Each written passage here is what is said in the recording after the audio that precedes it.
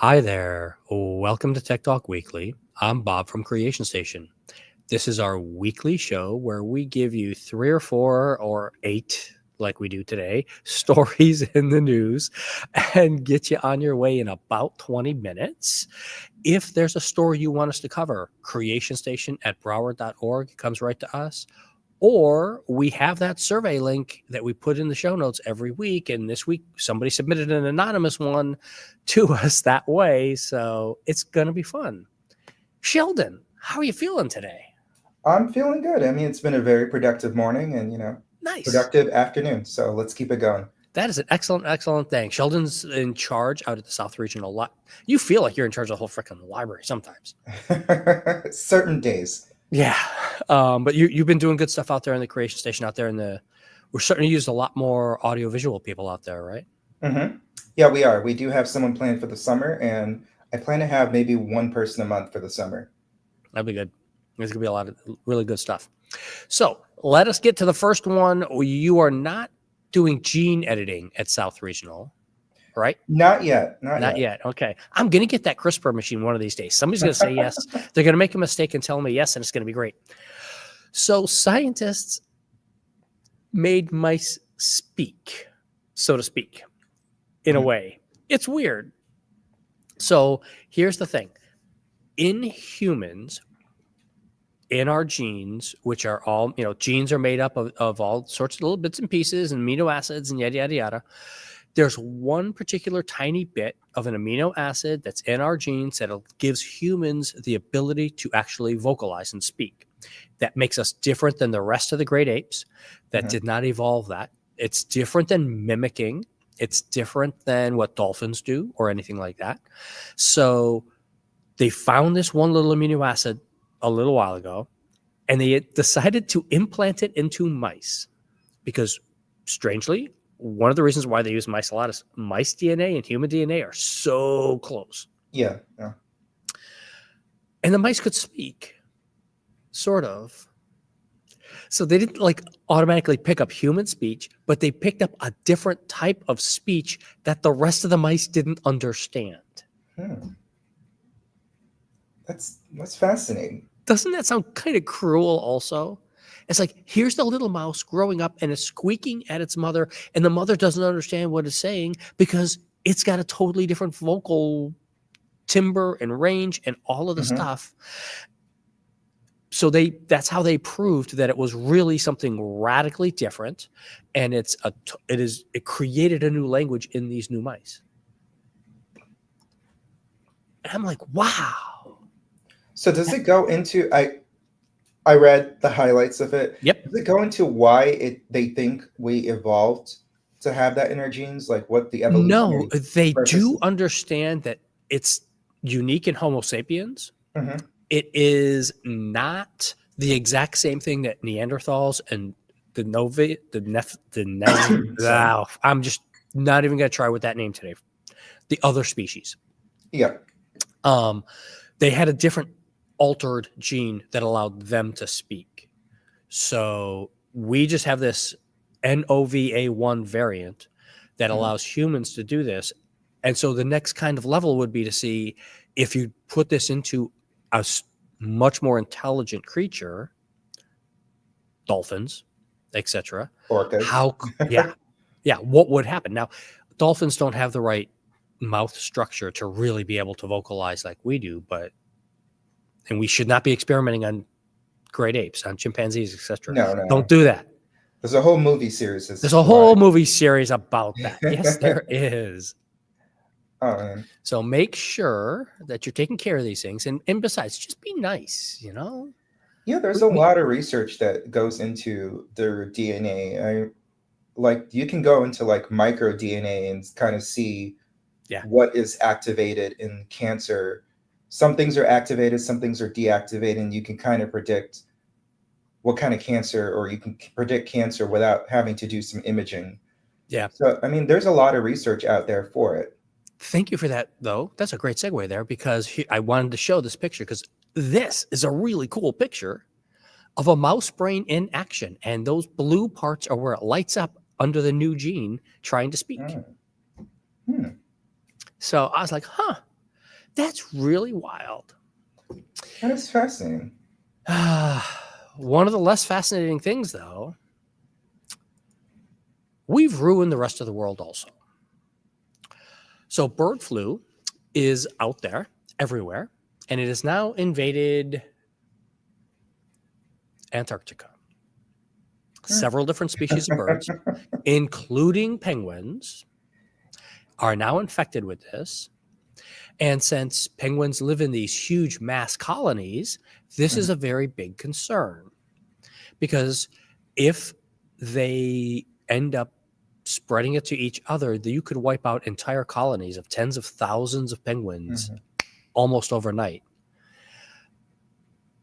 And unlike the United States, for example, where you've got chickens that get it and you can send in experts to call the herd, to call the flock and make sure that you can stop the spread, there's nothing you can do down there. No, you can't. So this was the story that got turned in, by the way, by an expert out there. And it was like, Bob, you cover these things here. You might like this. And I'm like, oh, I don't like this at all, but I'm going to have to cover it. Yeah, I mean, it is a thing that is going around. Has there been any jump from avian to humans? Like people who work? Okay, there has been. Yes. And that's the problem. Now, one of the issues with bird flu is, and we're going to get to this in a couple more stories, we're going to come back to that, is the idea that we need data to know where it's being spread, from where to who to whatever. We know birds into cows. We know it gets into cats somehow. We don't know whether it's birds to cats or cows to cats. And we know cows and cats to humans. Okay. But with our current situation in the United States with funding, choosing which things to fund, we don't have the details to know exactly what, or at least they're not public details, which I think is part of the issue. The people who are doing the actual work on the ground know these things, and that's why stories like this still get out, is because there are people working and doing the job and trying to save as much of the flocks and as many of the things as you can. But beyond that, there's all sorts of other infectious diseases going on out there right now too that we don't have time to cover. It's because it's just chaos. I had a question, and now it's come back to the top of my mind. Who handles that in Broward County? Is that like a state entity or both? It is there's the county health agency, and then there is the state health agency, and typically what they do is they both report their data up to the CDC, and the CDC then can put out tracking data to say, hey, there was, and this happened back 6 years ago, we had a measles outbreak at 2 of the schools in Weston, and that's how they found it, was because doctors reported into the county reports it up to the CDC, and the CDC is like, hey, wait a minute, you shouldn't be having that many cases that fast. Here, boom, and they took care of it. Okay. Or they attempted to take care of it. So there are these things that you have to watch out for. And so we could make a dashboard. Yeah. I think I know somebody who could do those kinds of things. Speaking of looking out for things, today is not opening day. We're getting there, but this is the first day of spring training. Okay. You don't care about baseball, do you, Sheldon? No, I don't care about baseball. It seems to always be on, so I always get confused by like how there's even a season. It's like basketball where I'm like, really? It's just always on? So what happens with baseball? Right now we're in spring training for the major leagues. So all the teams have reported to Arizona or Florida. They're starting to do their actual games. The first they reported a couple of weeks ago to start practicing and stuff. Now the first spring training games, the preseason kind of stuff starts, and next month the regular season starts, and then it runs all the way into the playoffs, go all the way into November. So pretty much the whole year. It's a long thing. It's a great. There's an actual date on the calendar for people who follow baseball that is the farthest away from baseball you are in late December, because you've passed the World Series and you haven't gotten the pitchers and catchers reporting. You guys are babies. It's very fun. Oh, it's great. It's football. We don't We don't have anything until August. It's You got barren. spring. No, you got a bunch. All of the sports. Okay, we're getting way off topic though. So Yeah. the reason this is interesting and cool is this is the first time ever we're going to have robotic umpires judging balls and strikes. Now, it's not going to happen in the regular season. Once the season starts, this goes away. This is a thing for people to get used to now, and then next year maybe bring it in to the regular season. But it is very similar. You watch tennis? Yes. Okay. So with Hawkeye. Yes, exactly. It's exactly like that. Now, can you take a guess, though? Did you read this full article? I don't think you managed to get through this whole article. I think I read a good amount of it. Okay. Give me your guess on why tennis was so much easier than baseball. Well, tennis is just, you're just hitting the ground. I mean, the ball hits the ground and that's it. But you got to be in like certain positions. Like you can't be too forward or too backwards. Mm-hmm. And it's also got to do with the height. Whereas tennis, you don't really need to test whether it's been hit or not. Right. It's just got to be in or out. Exactly. And that's the problem. The in or out in baseball changes for every batter, even though the home plate is the exact correct size and it's in the same location everywhere, the batter changes their height. If you're a 6'2" hitter, but you crouch down and now you're only 5'6" or 5'8", all of a sudden your strike zone is different than when you were at the start of the sequence of the pitcher starting to throw in the ball. And so your strike zone has changed from the time the pitcher started his windup until it crosses the plate, and it causes all sorts of chaos, and it's going to be so much fun. Yeah, that is going to be a lot of fun. And the reason why I like this over what happens in the NFL, because if you've watched a lot of sports in the NFL, you've got challenges and they've evolved all these metrics and all these things, and they know, and somebody tells the coach whether to throw the flag or not. In baseball, the coaches don't get to do it. It's the players who have to challenge. So you've only got a fraction of a second to hit that ball or not, and then a fraction of a second to challenge that ball. If they called it a ball or called it a strike and you didn't hit it or didn't swing at it, to challenge it before the next ball goes back out and comes back in. And you as a player have to make a decision, should I challenge or not? And you only get 2 the entire game for your team. Are you going to take away somebody else's challenge from later on in the innings when you really need it in the bottom of the 8th inning or not? It's going to be super complicated and a lot of fun. I got to imagine they have to be, if not using it during the season, at least gathering data. Well, they did. So AAA used it all season last year. Okay. So it's not like this is a brand new thing we're just tossing out. But this is the fun story today because we needed something fun. This is just going to be so interesting to see how this evolves, because whatever happens this season, it's going to be very different next season, and then the seasons, and it's going to take 5 years or so. Most people are thinking, I disagree with it. I think they're going to adjust to it next year right away, because there's 162 games that you're going to play. And by the time you get to August, you've already played 100 games and figured out how you're supposed to be doing this. So teams will evolve and change rapidly on this one. I think so too. I think it's a good idea. When I saw the AI replacing umps thing, I thought, oh no, it's another thing where people are losing their job. But no, I mean, it makes sense. Yeah. Tennis has it for challenges. Football should have it for challenges as well. But we'll see. Yeah, I'm instead of using football supposedly has a chip in the ball that they could track. Baseball couldn't do that, so it'll be interesting. Okay. Now, the main story today, we actually have 1, 2, 3, 4, 5 links for you in the show notes about this. The U.S. government currently is going through a lot of chaos. And they are shutting down public websites. They are taking away public data, sometimes deleting the data, sometimes just blocking access to it. All sorts of different things are happening. One of the shows that I listen to, the other podcast that I listen to, gathering up ideas for what we're going to talk about each week, Marketplace Tech did a really nice story earlier this week. It's a quick little read. Let me see where it is.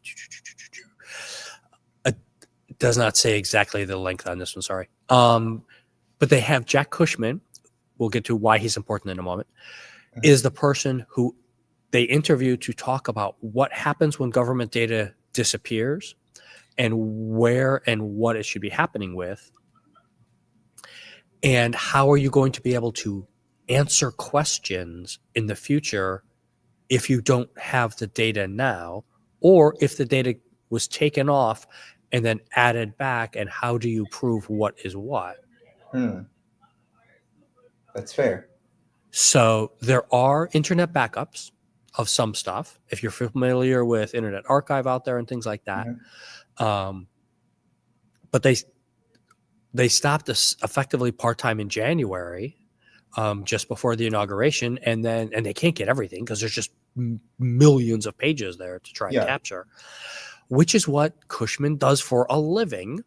Is he runs end of term web archive. They started this under George W. Bush, so this is not a new thing. This has been going for a while. They collect up all of the web pages from a presidential administration and archive them. Because every year, Bush, Clinton, Obama, Trump, Biden, Trump again, everybody changes their stuff. Everybody gets a chance to update the sites, change them, to tweak them in how they want to. In this case, we have up until this most recent issue, these last 4 weeks, archives of everything that every other administration has done. Okay. So you can go find out exactly what did George W. Bush's website on the military deployment stuff. What did it actually look like? When did they make changes to it and all that stuff? So it's obviously, working in the library, we're geeking out about this because this is like, this is exactly what you want for research. Yeah. But it's so nice to be able to just track it and do it. I want to cover one more thing, and then I'm going to come back to you, Sheldon, on this. Okay. And then the story that just came out earlier this week, that as of the 26th, your own personal Amazon stuff is going to go away. Not really. You just will not be able to back up your Amazon books on your own. You're going to be dependent on Amazon backing them up and keeping them for you, and you're not going to be allowed to make your own backups. Which is the exact same problem we're having with the United States government right now, but now it's a company doing this to the data that you purchased, leased, however you want to phrase it, your terms of service that nobody ever reads about getting your books and etc. And then the final one is from Hansi Luan, the census data that disappeared and then came back and then disappeared, and now it's up in the air. And are they changing the census? Are they not? And I know people are like, Bob, census isn't until 2030. There's a lot of work going on right now to create the new census. Yeah. And this included all that old data. If you ever wanted to research your ancestry to prove you're a U.S. citizen because your people came to the United States back in the 1860s, that data was gone for a while. Yeah. So tell me. By the way, there's also a link to Calibre, which is a great backup resource for any digital files. Just letting you know. Yeah, it's a great little thing. So tell me, what do you think, Sheldon? What do we do with this? I mean, it's a shame that he has to be the one to get all the info, because I was looking at it. It is massive. Yeah. It is massive. It's like, I think just what he has now is like 2.6 terabytes or something like that. More, yeah. And he's taking out all the bells and whistles and compressed stuff, and then, it's insane. Yeah, because you can download it, and it's like, there's no way. I'd be out of a job if I ever hit download on that. The computer would explode. But I think a bigger thing is that I have a feeling that people's argument would be like, oh, well, we don't need to collect all this. It's about the free market. But having gone to school recently, a lot of what we do for data analysis and data science comes from free and public information from the government. I mean, you don't want to have to pay hundreds or thousands of dollars just to have access to data that's out there. Also, you get a lot more innovation. You just put the data out there and people just do what they can. You get with it. Ancestry.com by putting census data out there for everybody to do it. Yeah, businesses built up. We did a final project on using AI to determine brain cancer from mRNA data, and that just came from the shout out to that. You were on our Creation Station monthly show in season 4 talking about that data when you talked about data now. I mean, you just get that into them. It's just like, this is just help data, but someone could just work on that and just come up with breakthroughs that help society for free, or they can make money from it. So it's something that creates a lot of innovation. And it's science. It doesn't matter. It doesn't matter what you think about it. It is science. Right. It just is. Yeah. So that's one of the things that people, I hope, learn from this experience of this last month, and looks like another month or two of chaos happening is. Yeah. And if I could add. Tell me. Because I've had this argument with someone about public versus private data. It's hypocrisy, because I hear people saying things that it should be the private market that has this and you should have to pay for it. But funny enough, a lot of these AI models that we have out there are run on copywritten stuff and a lot of copyright infringement. I believe there was a case about this, about Meta's AI going through and crawling through data that is not necessarily something that is for the public. Yeah. So it's a mess. This is a huge mess, and everybody needs to kind of just take a step back and think about the idea of the data should be there for people so that you can use it to back up your own thing. You say do your own research. That's how you do it. You have public data. Yeah. It was just the stories this week hitting me. I like bam, bam, bam. And I'm like, oh no. Okay, well, I'm covering this week then. I've got to. So. Oh yeah. Thank you for being here, Sir Sheldon. Thank you, Bob. Let me throw up our final slide here. We didn't go too far overboard on this one, but if there is a story or a theme you want to see us cover, reach out. creationstation@broward.org comes right to me, and we can read your story on the air. Have a great week. We'll see everybody on Tuesday for Creation Station Monthly. Thank you, everyone.